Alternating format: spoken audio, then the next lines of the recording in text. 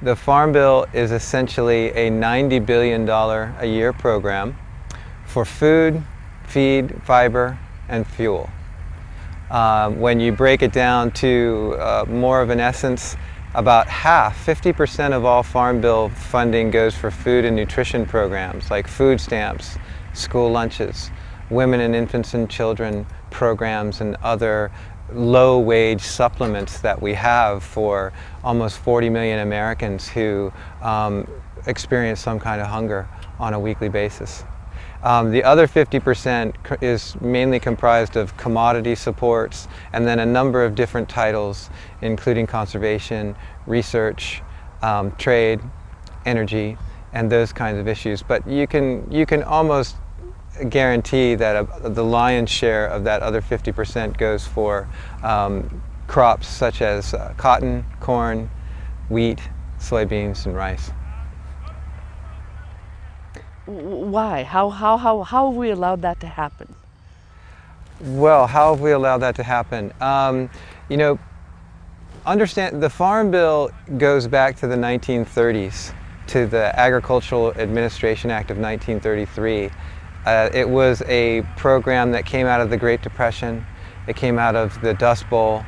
It was a time of extreme hardship on the land. We had overproduced, we had overplanted, our soils, our watersheds were just in total collapse, and we also had unemployment and hungry, and in came Roosevelt's New Deal and a man named Henry Wallace, and they confounded this Farm Bill to try to bring balance and restore both our farming system and link that with the health of the people.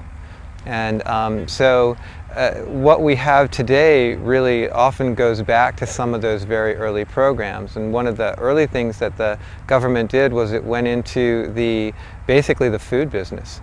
It started to buy hogs and milk and grain and things like this, and it could store those storable commodities or distribute them to people in need.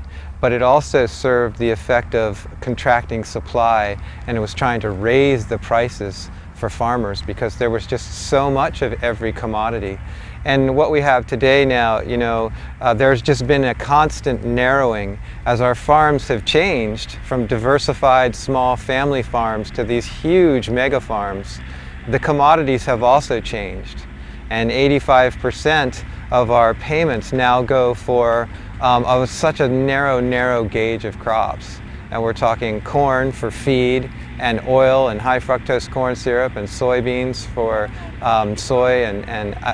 for feed and oil seeds, cotton for fiber and oil seeds, wheat, of course, and then rice, grains, edible grains. And a lot of that does not get used to feed people in the country. No, an amazing part about all these, the money that goes into Farm Bill programs is how little of it goes directly into our diet.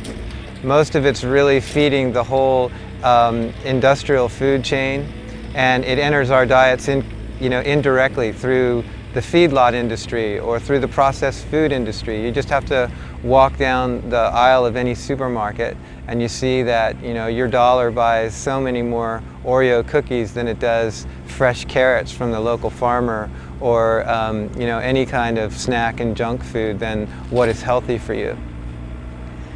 That seems out of whack.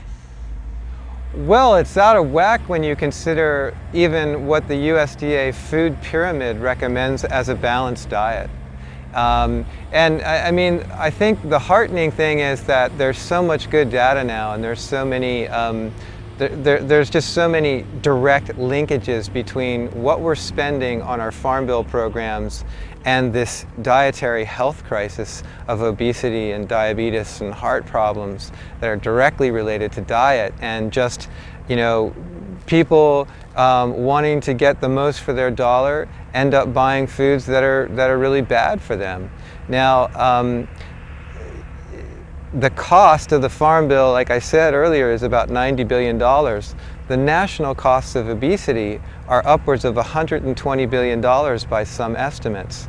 So we're creating, the Farm Bill sets in motion certain cycles, one of which is the health of our bodies and the nutrition of our people.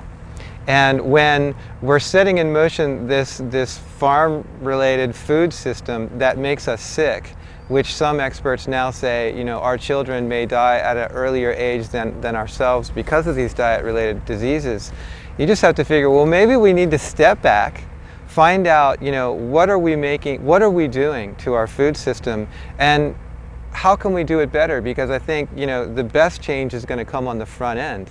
Let's subsidize, if we're going to subsidize at all, let's subsidize a balanced, healthy diet for everybody and take care of those health care issues which are really going to cripple us as a country.